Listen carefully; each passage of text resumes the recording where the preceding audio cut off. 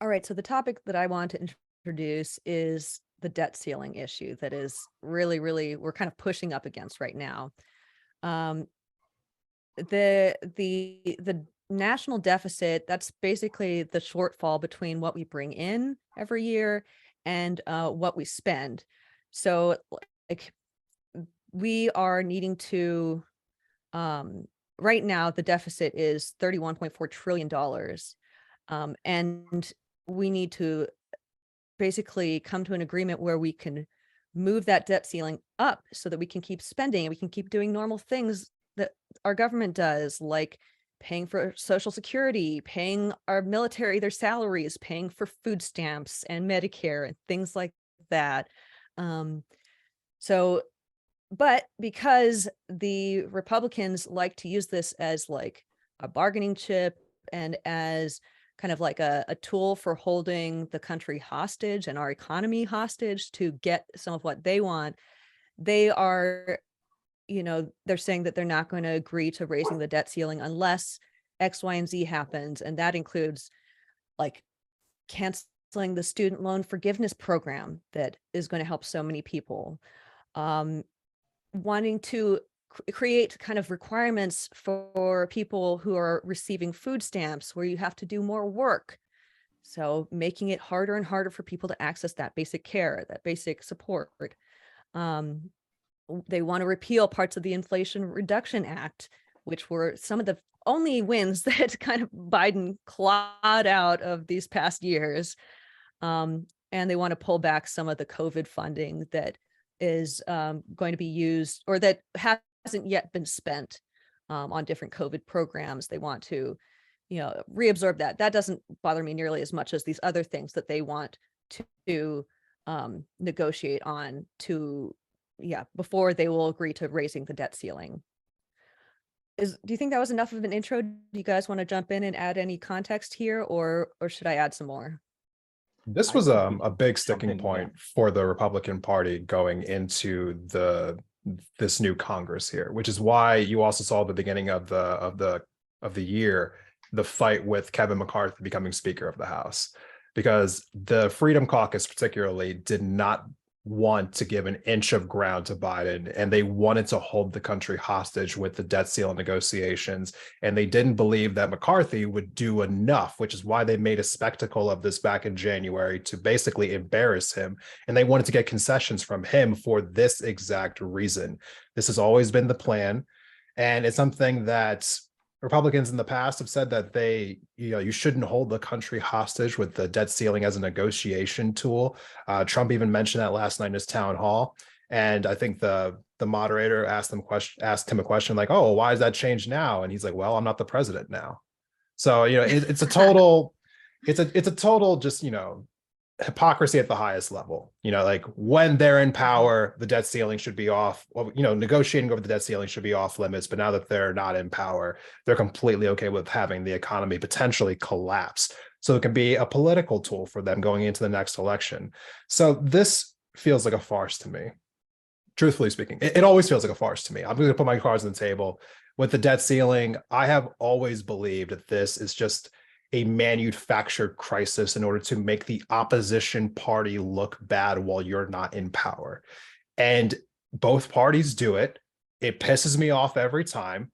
And I do not understand why we can't just do away with this permanently. Biden came out recently and was talking about how he wanted to just essentially make this a thing that could be unconstitutional going forward, to where no one could hang up negotiations on the debt ceiling. There was something that would be raised or just taken out of the question altogether. To which I hope they do something like that, because I'm tired of these conversations. Every time that they come up, it always ends up getting down to the wire. It holds the entire media hostage. So we're just talking about this situation. It always ends up getting resolved. And meanwhile, we're not focusing on stories that actually would matter. Because if this did, come in with the government shutting down for months on end, like obviously that'd be cataclysmic for the country, but it never goes that far. So in my mind, it's just a whack-a-mole game that we're playing. And I'm just really over it. I'm really over it. I want to respond to that just in that, yes, it is a totally manufactured crisis, Yeah. absolutely, but it's a manufactured crisis with massive consequences attached to it, you know? Um, it this is, you know, even money is manufactured. Money is something that, you know, we made it up. We created all of these, you know, things, that conventions that we basically work with. But the fact that in 1979 we didn't pay what we owed in time, and that ended up adding like an additional $12 billion in added interest costs that the government then has to spend, that taxpayers then have to spend. It becomes incredibly expensive for us as American citizens to fucking let our government have these totally stupid fights about, and like hold each other hostage, hold the other side hostage every single time this happens. You know, we've never fully defaulted before, but we've come very close again in 2011. You know, that we were downgraded for the first time when that happened in 2011. So that has real consequences for our economy. Who wants to borrow money from us, the how expensive it is for us to borrow money. So yeah, like there's the the little guy will feel the consequences of this, even though this is a bullshit crisis that we should just do away with and not have to think about, and um and just you know, let us rack up the debt that we need to be able to keep working like businesses do. if if you're on the left, which you probably are if you're watching this show right now, you probably think that there's a lot of stupid things that the US government does. And I'm here to tell you that without a doubt, the debt ceiling is the most stupid thing that our country has ever done, because it literally is counterintuitive to itself. One of the misconceptions about the debt ceiling is that it's about spending. It's not about spending. We have already spent this money. We have Yeah. already Yeah. said, we're going to pay you this, guys. Don't worry about it. What the debt Mhm. ceiling is stopping us, because essentially we have our expenses, right? Let's say it's $1 trillion in expenses this month. I don't know what it is. I'm just making up a number. And we're getting $900 billion in tax revenue. Well, we need to take on debt to pay that $1 trillion that we've already committed to. We need to get $100 billion in Mhm. debt. What the debt ceiling is saying, okay, we've already told them we're going to pay them.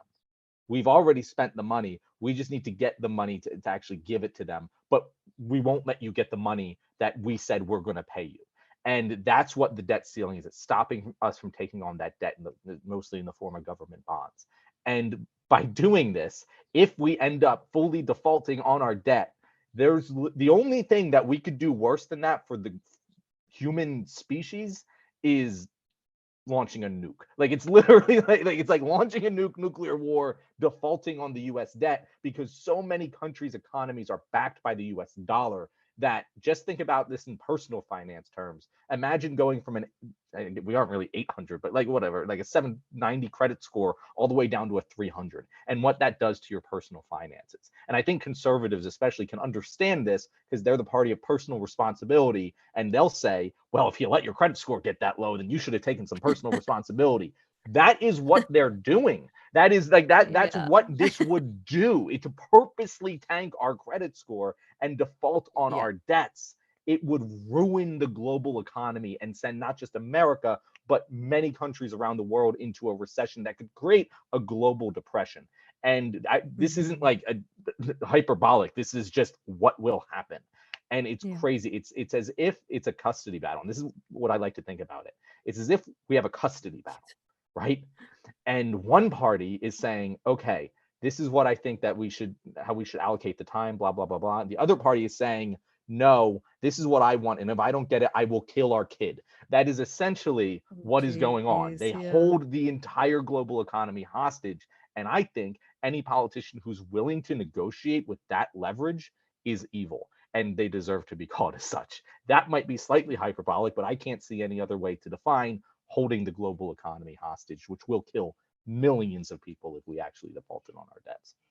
Well, in a conversation about hyperbolic, I mean, we can be hyperbolic ourselves, right? Well, honestly, though, let me just say this. Like, Erica brings up a good point that, if this were to happen, it has effects on a lot of people. John, you're talking about how it affects people globally. It's going to Yeah. affect a lot of people if it were to happen.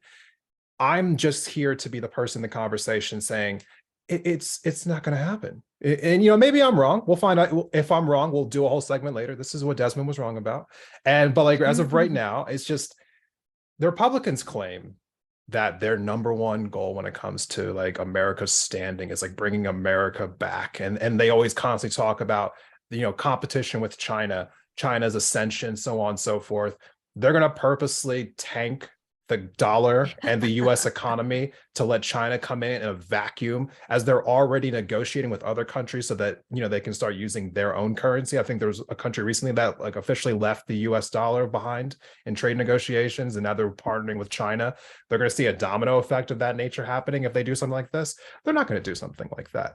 They just want to hang this over Biden's head long enough to cause a little bit of damage so that it hurts the economy a little bit going into the election. And it's just, I'm just so sick of them doing this. I'm so sick of even when we did it, when Democrats did this, like it is just a tired game. And I liked the idea of Biden trying to find a way to make this unconstitutional going forward, because of all the issues that we rightly have in this country, we should be focusing on them instead of letting these politicians play this political theater where they do this, will they, won't they, with the debt ceiling basically every other year at this point, because that's what it's been doing since Obama took office and since this was first popularized, like by the Tea Party wave, as they were trying to find ways to make Obama unpopular.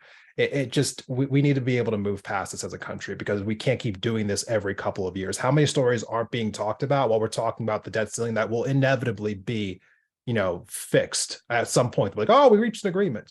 Like, that'll eventually happen, right? At some point over the next like few weeks, few months, it'll happen.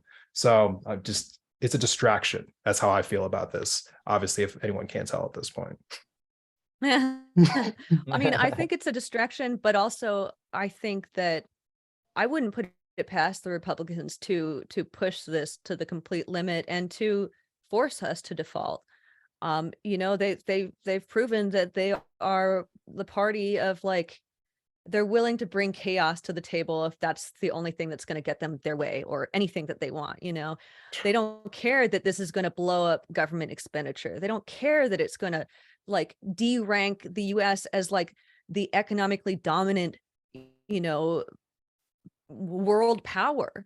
Like they are thinking about their interests, this two-party system, how to win out over and how to use these things as bargaining chips. They just, I really think that they might take us over that edge, and then we'll just have to see and report on all of the fucked up aftermath. If we have to do a Desmond, Desmond was wrong video, I am completely okay with coming out in front doing the Desmond was wrong video. So Cool. I really hope that you are correct, Desmond. But every time this happens, I get a little more, oh God, they actually literally stormed the Capitol. Maybe they're crazy enough to do this. Like it's every year that goes by, it seems that with growing polarization that look, countries and states have done really stupid things throughout all of history, and that have been self-destructive and destroyed their entire empire, and there is absolutely no reason why that can't happen today. Like if you compare this to the Dutch tulip bubble, if you compare this to Emperor Nero appointing his horse a senator, this might be dumber. And like they where were did you also pull that example out of? I mean, I'm pretty sure it's Emperor Nero in the Roman Empire. It was a thing. You'd have really reached for that one. But like, I'm just Amazing, like though. dumb things. But and this is I want to reiterate this. The Republicans agreed to spend the money.